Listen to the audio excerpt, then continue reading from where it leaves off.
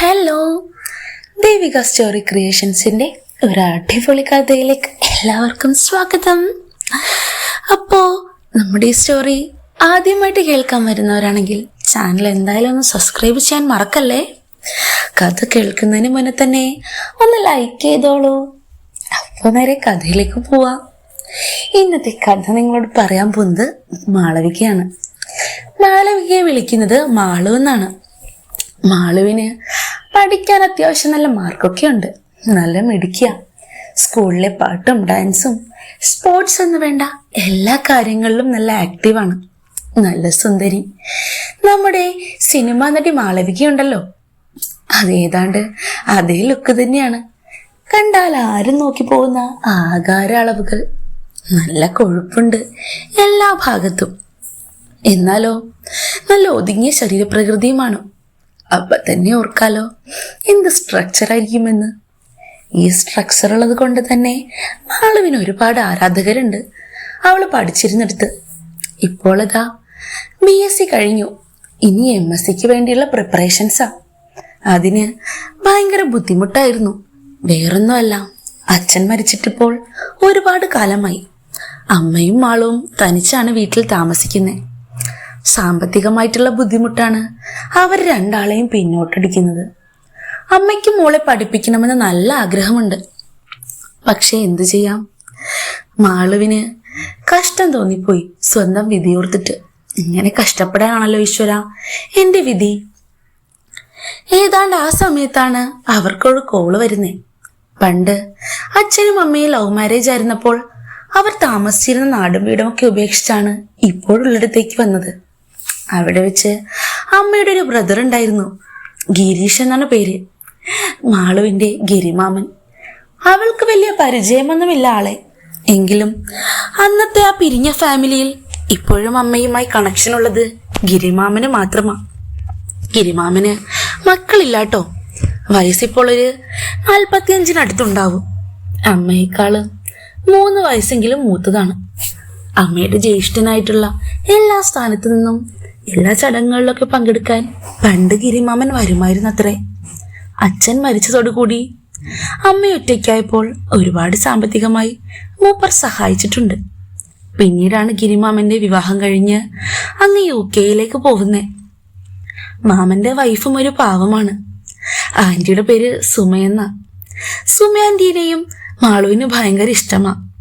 എന്ത് കാര്യമുണ്ടെങ്കിലും വിളിച്ചെന്നോട് പറയാൻ മടിക്കരുതെന്ന് ഇടയ്ക്കിടയ്ക്ക് സുമ മാളുവിനോട് പറയാറുണ്ട്. എങ്കിലും പല കാര്യങ്ങളിലും മറ്റുള്ളവരെ ആശ്രയിക്കരുതെന്ന് പറഞ്ഞ് എപ്പോഴും മാളുവിനെ അമ്മ ഉപദേശിക്കും. അമ്മയുടെ ആ ഉപദേശമാണ് അവളുടെ ജീവിതത്തിൽ അവൾ പകർന്നെടുത്തിട്ടുള്ള ഏറ്റവും വലിയ ഗുണപാഠം. അങ്ങനെ ഇരിക്കെ ഈ അഡ്മിഷനും തുടർന്ന് പഠിക്കാനുള്ളതുമൊക്കെയായി ഒരുപാട് വിഷമിച്ചിരിക്കുന്ന സമയം ഗിരിമാമൻ അപ്പോൾ നാട്ടിലേക്ക് എത്തിയതാ. മാളുവിനെയും അമ്മയും കാണാനായി അയാൾ ഓടി വന്നു. എത്തിയപ്പോഴേക്കും അവർ ഓർത്തു, പാവം, ഇപ്പോഴും എന്തൊരു സ്നേഹമാണ് ഇയാൾക്ക്. അച്ഛനും അമ്മയും പോലും പടിയടച്ച് പിണ്ടം വെച്ച് തന്നെ മനസ്സുകൊണ്ടെങ്കിലും പെങ്ങളെ അംഗീകരിച്ച് അയാൾ ഇപ്പോഴും വരുന്നുണ്ടല്ലോ. അമ്മ മാളുവിനോട് പറഞ്ഞു, ഇവളങ്ങ് വളർന്നു പോയല്ലോ ചേച്ചി. എങ്ങനെ മെല്ലിച്ചിരുന്ന പെണ്ണാ, ഇത്ര പെട്ടെന്ന് കേറി അങ്ങ് നല്ല സിനിമാ നടിയെപ്പോലെ ആവുമെന്ന് ഞാൻ വിചാരിച്ചതേയില്ല. അമ്മ ചിരിച്ചു. മാളു പക്ഷെ അവൾക്ക് ആദ്യം ചിരിയാണ് വന്നതെങ്കിലും അല്പം കഴിഞ്ഞപ്പോൾ അതിലെന്തെങ്കിലും ഡബിൾ മീനിങ് ഉണ്ടോ എന്ന് അവൾ ആലോചിച്ചു പോയി. എന്താണെന്നോ, ഗിരിമാമന്റെ നോട്ടം ഏതാണ്ട് അങ്ങനെ തന്നെ ആയിരുന്നു. അവളുടെ മുൻഭാഗം പതിവിലും അധികം ഇപ്പോൾ വീർത്തിട്ടുണ്ട്. ഏതാണ്ട് അങ്ങോട്ടേക്ക് തന്നെയാണ് പുള്ളിയുടെ നോട്ടം, കുറുക്കൻ കോഴിക്കൂട്ടിൽ നോക്കുന്നത് പോലെ. മാളുവിനാദ്യം വല്ലാത്തൊരു അസ്വസ്ഥത തോന്നിയിരുന്നു. പക്ഷേ പുള്ളിയുടെ സ്നേഹവും വാത്സല്യവും നിറഞ്ഞ സംസാരത്തിൽ നിന്ന് ചിലപ്പോൾ അതറിയാതെ പറ്റിയതാവുമെന്നോർത്ത് അവൾ ആശ്വസിച്ചു. കുറച്ചു സമയം കഴിഞ്ഞുപോയി.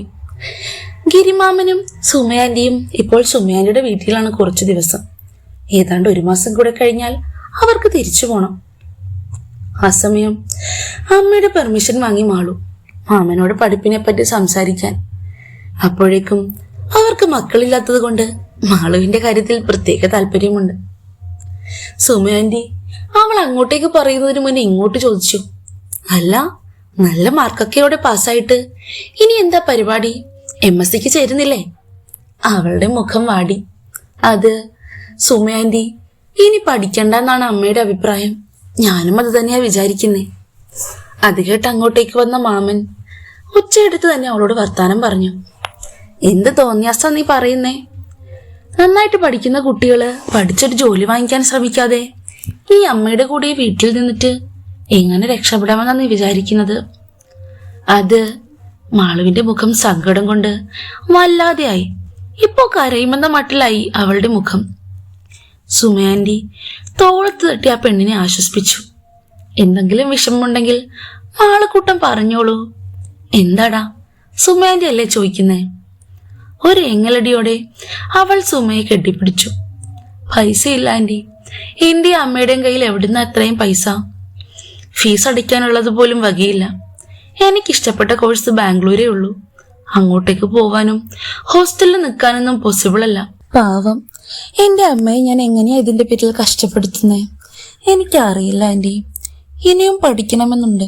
പക്ഷേ ആരുടെയെങ്കിലും അടുക്കളപ്പണിയൊക്കെ ചെയ്ത് ജീവിക്കാനാവും എന്റെ വിധി.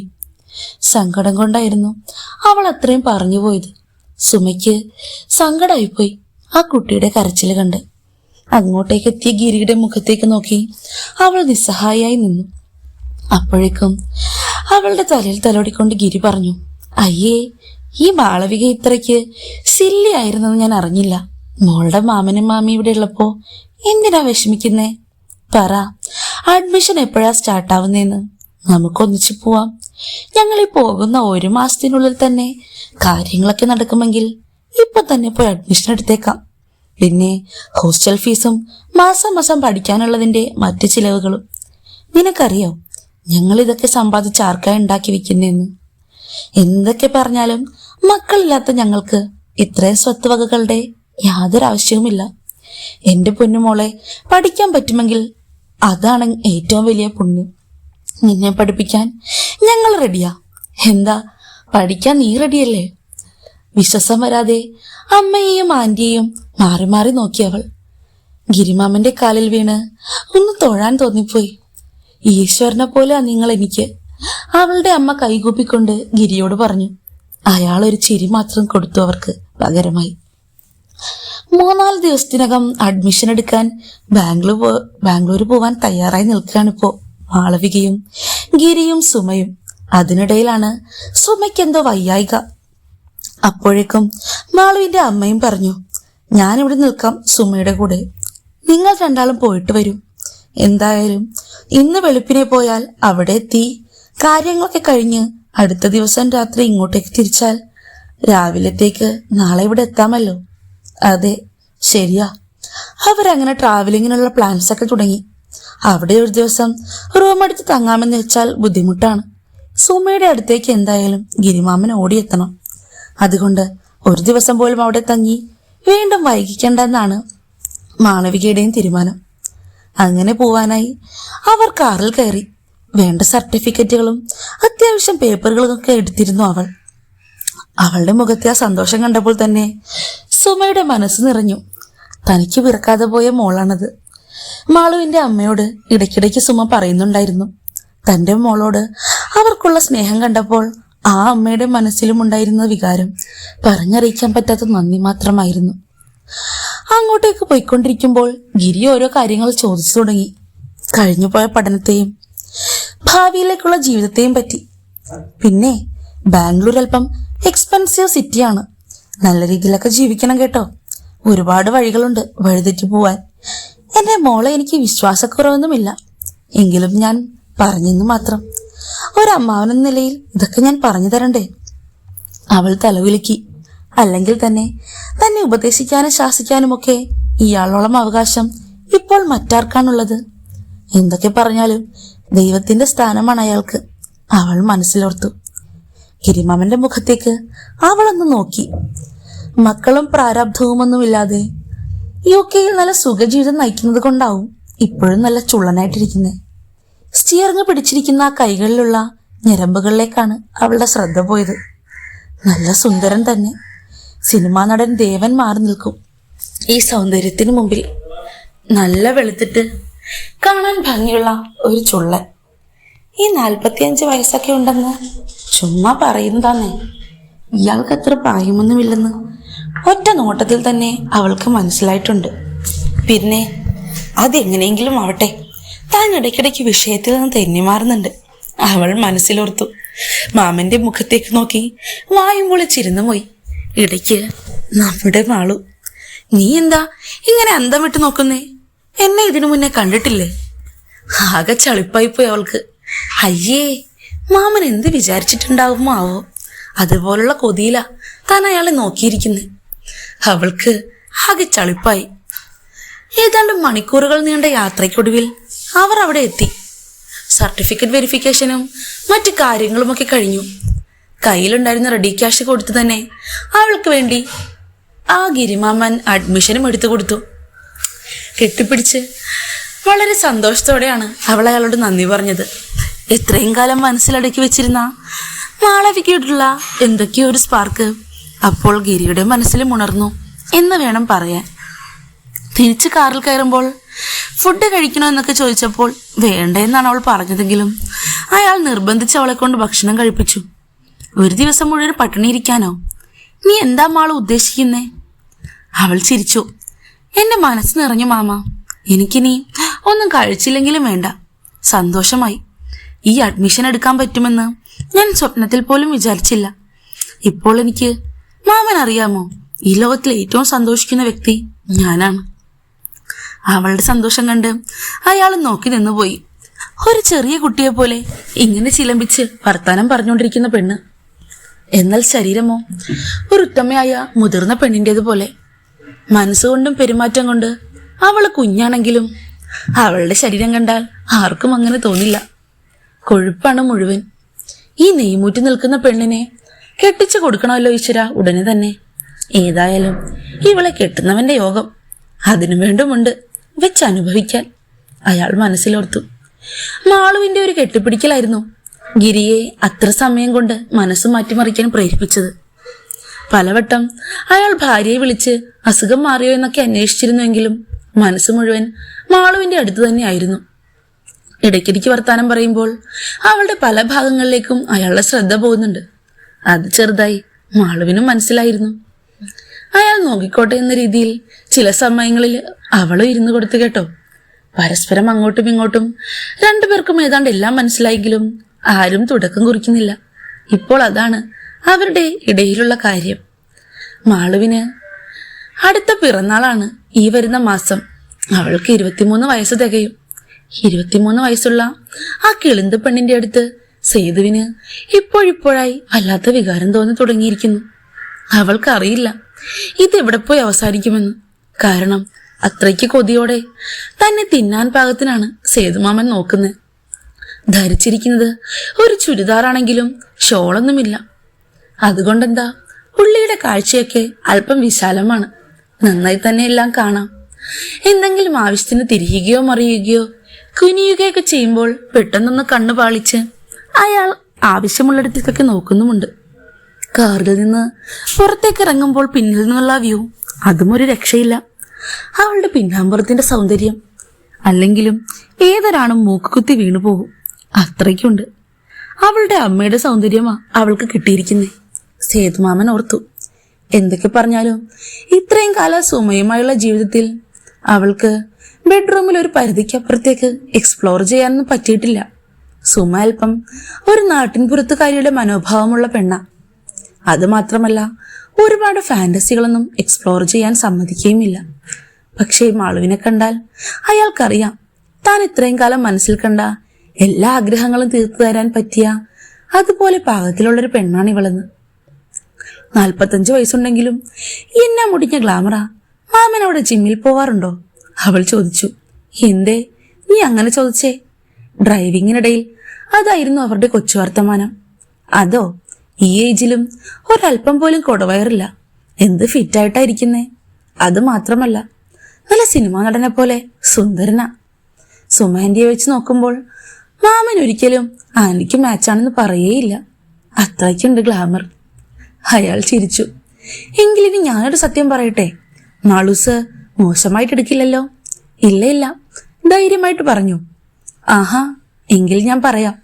മാളൂസിനെ കണ്ടാലും നമ്മുടെ സിനിമാ നടി മാളവികയെ പോലെ ഇരിക്കുന്നേ. അതെയോ?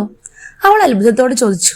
പിന്നല്ലാതെ, ഈ മുൻവശത്തെ പപ്പായയാണ് കേട്ടോ ആ സിനിമാ നടിയും നീയുമായിട്ടുള്ള സാമ്യം. അവളാകെ ചൂളിപ്പോയി. അയാൾ ഇത്രയും നന്നായി പച്ചയ്ക്ക് പറയുമെന്ന് അവൾ വിചാരിച്ചതേയില്ല. ഒന്ന് പോ മാമ, എന്തൊക്കെയാ പറയുന്നേ? സത്യം. ഒരു നിമിഷം കഴിയുമ്പോഴേക്കും അയാൾ വണ്ടിയൊന്ന് സൈഡാക്കിയിരുന്നു. എന്താ നടക്കാൻ പോകുന്നതെന്ന് അത്ഭുതപ്പെട്ട് മാളു അയാളെ നോക്കി. ഞാൻ സീരിയസ് ആയിട്ട് പറയുക പെണ്ണെ, നിന്റെ അത്രയും ഭംഗിയുള്ള, അതും 23 വയസ്സുള്ളൊരു പെണ്ണിനെ ഞാൻ വേറെ കണ്ടിട്ടേയില്ല. ഈ പപ്പായകൾ കുറച്ച് സമയമായി എന്നെ വല്ലാതെ അലട്ടുന്നുണ്ട്. എത്ര തവണ എന്റെ ഉറക്കം കെടുത്തിയിട്ടുണ്ടെന്നറിയാമോ ഈ കഴിഞ്ഞ ദിവസങ്ങൾക്കുള്ളിൽ? നാട്ടിലേക്ക് ഞാൻ ഇത്തവണ വരുമ്പോൾ നിന്നെ കാണാൻ ഒരുപാട് കൊതിയുണ്ടായിരുന്നു.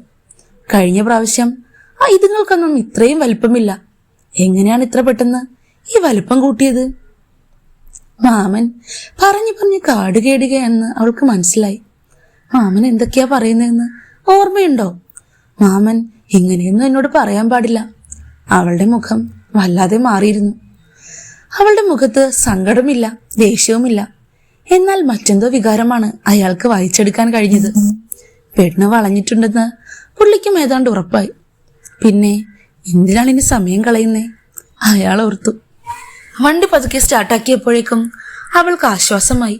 ഹോ, മാമൻ വണ്ടി നിർത്തിയപ്പോൾ ഞാനൊന്ന് പേടിച്ചു പോയി കേട്ടോ. എന്താ പെണ്ണെ പേടിച്ചത്? ഞാൻ നിന്നെ എന്തെങ്കിലും ചെയ്തു കളയുമെന്നോർത്താണോ? അവൾ തലകുലുക്കി. അതെ. അത് പറയുമ്പോഴേക്കും അവൾ ചിരിക്കുന്നുണ്ടായിരുന്നു. ആഹാ, പേടിയാണെന്ന് പറഞ്ഞിട്ട് ചിരിക്കുന്നോ? അപ്പോഴേക്കും അവളുടെ മുഖം നാണം കൊണ്ട് പൂത്തിരുന്നു. എന്നാൽ മാമൻ അറിയോ, മാമൻ എന്തെങ്കിലും ചെയ്യുമെന്നോർത്ത് എനിക്ക് പേടിയല്ല ഉണ്ടായിരുന്നത്, നാണമായിരുന്നു. അയാളുടെ ശരീരം മുഴുവൻ രക്തോട്ടം കൂടുന്നത് പോലെ. രോമരാജികളൊക്കെ അതാ എഴുന്നേറ്റ് നിൽക്കുന്നു. രോമം മാത്രമല്ല, മറ്റു പലതും ഏതാണ്ട് എഴുന്നേറ്റ അവസ്ഥയിലായി. മാളു, നിന്നോട് ഞാൻ കാര്യമായിട്ട് പറയട്ടെ, കുറച്ചു സമയമെങ്കിലും എന്റേതായി മാറാൻ നിനക്ക് കഴിയുമോ? അല്ലെങ്കിൽ ഈ കൊതി എന്നെ ശ്വാസം മുട്ടിക്കും. വല്ലാതെ നിന്റെ ചിന്ത എന്നെ വിയർപ്പ് മുട്ടിക്കുന്നുണ്ട്. നീ വിചാരിച്ചാൽ അതിനൊക്കെ ഒരു അവസാനമാകും മാളു. നിന്റെ മാമൻ എന്ന നിലയിലല്ല, നിന്നോട് ഒരുപാട് ഇഷ്ടമുള്ള ഒരു പുരുഷൻ എന്ന നിലയിലാണ് ഞാൻ പറയുന്നേ. മാളുവിനും മറിച്ചൊരഭിപ്രായം ഉണ്ടായിരുന്നില്ല. അവൾ അയാളുടെ തോളിലേക്ക് തലവെച്ചു മെല്ലെ ഒന്ന് ചാഞ്ഞു. പെണ്ണ് എല്ലാത്തിനും സമ്മതം മൂളിയ മട്ടിലാണ് ഇപ്പോൾ തലവെച്ച് കിടക്കുന്നത്. അയാൾക്ക് മനസ്സിലായി, ഇനി എന്തായാലും നാട്ടിലേക്ക് ഉടനെ തന്നെ ഒന്നും മടങ്ങിപ്പോവേണ്ട ആവശ്യമില്ല. അപ്പോൾ തന്നെ ഫോൺ എടുത്ത് സുമയെ വിളിച്ചു. സുമേ, എവിടുത്തെ പരിപാടികൾ കുറച്ചുകൂടെ ലാഗാവൂ. എന്തായാലും നാളെ രാവിലത്തേക്കാണ് ഞങ്ങൾ അങ്ങോട്ടേക്ക് തിരിക്കുക. ഇവിടെ ഒരു റൂം എടുത്ത് നിന്നാലോ എന്നാണ് പ്ലാൻ. അപ്പോഴേക്കും സുമയുടെ മറുപടിയും അങ്ങനെ തന്നെ ആയിരുന്നു. വേണ്ട ഏട്ടാ, ഓടിപ്പിടിച്ചു പോരണ്ട. ഏതായാലും ചെന്ന കാര്യം മംഗളമായിട്ട് നടക്കട്ടെ. നല്ല രീതിയിലുള്ള റൂം തന്നെ എടുക്കണം കേട്ടോ. മാളുമോൾക്ക് ഒരു ഡിസ്കംഫർട്ടും തോന്നരുത്. അതോർത്ത് നീ വിഷമിക്കണ്ട. അവൾക്ക് എന്തെങ്കിലും ബുദ്ധിമുട്ട് ഞാൻ ഉണ്ടാക്കുമോ? അത് പറഞ്ഞ് അയാൾ മാളുവിനെ തോളോട് ചേർത്തു. അവൾ അത് കേട്ട് ചിരിക്കുന്നുണ്ടായിരുന്നു. സുമ, എങ്കിൽ ഏട്ടൻ തിരിച്ചിറങ്ങുമ്പോഴേക്കും വിളിക്ക്. ഞാൻ ചേച്ചിയോട് പറഞ്ഞേക്കാം എന്ന് പറഞ്ഞ് കോള് കട്ട് ചെയ്തു. ഒരു കള്ളച്ചിരിയോടെ അയാൾ മാളുവിനെ നോക്കി. ദേ നോക്കിയേ, നിന്റെ സുമാന്റെ സമ്മതിച്ചു. ഇനി എനിക്ക് നിന്റെ വായ തുറന്നുള്ളൊരു മറുപടി മാത്രം കേട്ടാൽ മതി. റൂം എടുക്കട്ടെ ഞാൻ. എന്താ? മാളു താഴേക്ക് നോക്കി ചിരിച്ചുകൊണ്ടിരിക്കുക. എന്ത് പറയണമെന്ന് അവൾക്ക് ആശയക്കുഴപ്പമൊന്നുമില്ല. പക്ഷേ ഇത് ഭാവിയിൽ എന്തെങ്കിലും പ്രശ്നമായാലോ എന്നൊക്കെയുള്ള പേടി അവൾക്കുണ്ടായിരുന്നു. നോക്ക് മാളുമോളെ, ഞാനും സുമയെ UK സെറ്റിലാവാൻ പോവാ. ഒരുപാട് കാലം കഴിഞ്ഞാൽ ഇനി നാട്ടിലേക്ക് ഒരു മടങ്ങി വരവ് പോലും ഉണ്ടാവില്ല. അതുകൊണ്ട് എന്റെ ഭാഗത്തു നിന്ന് യാതൊരു വിധത്തിലുള്ള ബുദ്ധിമുട്ടും ശല്യവും നിനക്കിനി ഉണ്ടാവാൻ പോകുന്നില്ല. അതൊക്കെ ഓർത്താണ് നീ സംശയിക്കുന്നതെങ്കിൽ ആ സംശയമൊക്കെ അങ്ങ് മാറ്റിക്കോളൂ കേട്ടോ. ഞാൻ സന്തോഷത്തോടു കൂടിയാ പറയുന്നേ. നിനക്ക് ഓക്കെ ആണെങ്കിൽ എനിക്ക് മറ്റൊന്നും ആലോചിക്കാനില്ല. നിനക്ക് വേണ്ടി ഇന്നത്തെ ദിവസം എത്ര പണം ചിലവാക്കാനും എനിക്ക് യാതൊരു മടിയുമില്ല. മാളുവിനത് കേട്ടപ്പോൾ എന്താ പറയണ്ടേ, വികാരത്തിന്റെ തള്ളിക്കയറ്റം എന്ന് വേണമെങ്കിൽ പറയാം. ആദ്യമായിട്ടാണ് ഒരു ആണിന്റെ സ്പർശം തനിക്ക് കിട്ടാൻ പോകുന്നത്. അതിന്റെ വല്ലാത്തൊരു മൂഡിലായിരുന്നു മാളുവും. എല്ലാം മാമന്റെ ഇഷ്ടം പോലെ, എനിക്കൊരു എതിർപ്പുമില്ല എന്ന് മാത്രം നാണിച്ചുകൊണ്ട് അവൾ പറയുമ്പോഴേക്കും അയാളുടെ വണ്ടിയിൽ ആക്സിലേറ്ററിൽ അമരുന്നത് അവൾക്ക് അറിഞ്ഞു. അത്രയും സ്പീഡിലാണ് പിന്നീട് ആ കാറ് പറന്നത്. രണ്ടുപേരും അവിടെ അടുത്തുള്ള ഒരു 5 സ്റ്റാർ റൂമിലേക്ക് ചെക്ക് ഇൻ ചെയ്തു. പിന്നീട് അവിടെ നടന്ന കാര്യങ്ങൾ ഞാൻ പറയണ്ടല്ലോ. ഒരുപാട് കാലമായി സുമയോട് മാത്രം ജീവിതം ചിലവഴിച്ച ആ മനുഷ്യന് മാളു ഒരു പുതിയ അനുഭവമായിരുന്നു. അത് മാത്രമല്ല, 23 വയസ്സുള്ള ആ പളുങ്ക് പോലുള്ള പെൺകുട്ടി, അതും എല്ലാവിധ കൊഴുപ്പും മുഴുപ്പുമുള്ള അവളെ സ്വന്തമായി കിട്ടിയതിൽ അയാൾ അത്രയധികം സന്തോഷിച്ചു. ഓരോ അണുവിലും സന്തോഷവും സുഖവും നിറയ്ക്കാൻ മാളവും ശ്രമിക്കുന്നുണ്ടായിരുന്നു. മാമന്റെ ഓരോ പ്രയോഗത്തിലും അവൾ ഒരു തവണയല്ല പലതവണ സ്വർഗം കണ്ടു. അതുപോലെ തിരിച്ച് ഗിരിമാമനെയും സ്വർഗം കാണിക്കാൻ അവൾ മടിച്ചു നിന്നില്ല. ഓരോ കാര്യങ്ങളും അയാൾ അവളെ പഠിപ്പിച്ചു കൊടുത്തു. അതെല്ലാം പഠിച്ച് ഗിരിമാമനിൽ തന്നെ അവൾ പരീക്ഷിച്ച് വിജയിക്കുകയും ചെയ്തു. എന്തല്ലേ, മാളുവിനെ പോലെ ഒരു കിളന്ത് പെൺകുട്ടിയെ കിട്ടിയത് അയാളുടെ ഭാഗ്യം. അത് മാത്രമല്ലാതെ ഈ 45 വയസ്സിലും ഇത്രയും സ്റ്റാമിനയും ഫിസിക്കുമുള്ള ആ മനുഷ്യനെ കിട്ടിയത് മാളുവിന്റെ ലക്കെന്നല്ലാതെ എന്താ പറയാ.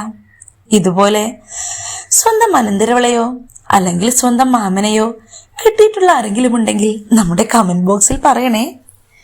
അത് മാത്രമല്ല, ഈ കഥ നിങ്ങൾക്ക് ഇങ്ങനെ കേട്ടാൽ ഇഷ്ടപ്പെടുമോ? ഫുൾ മസാലയിൽ നല്ല ഓപ്പണായി തന്നെ കേൾക്കണ്ടേ? നേരെ നമ്മുടെ ടെലിഗ്രാം ചാനലിലേക്ക് പോന്നോളൂ. ഗിരിമാമന്റെയും മാളവികയുടെയും നല്ല ഉശിരൻ കഥ ഫുൾ ഹോട്ടായി നിങ്ങൾക്ക് അവിടെ കേൾക്കാം. അപ്പോ അടുത്ത കഥയുമായി ഞാൻ വീണ്ടും വരാട്ടോ. Bye bye dears. ഇന്ന് മാളവികയെ ഓർത്ത് എല്ലാവരും ഉറങ്ങിക്കോളൂ. ബൈ.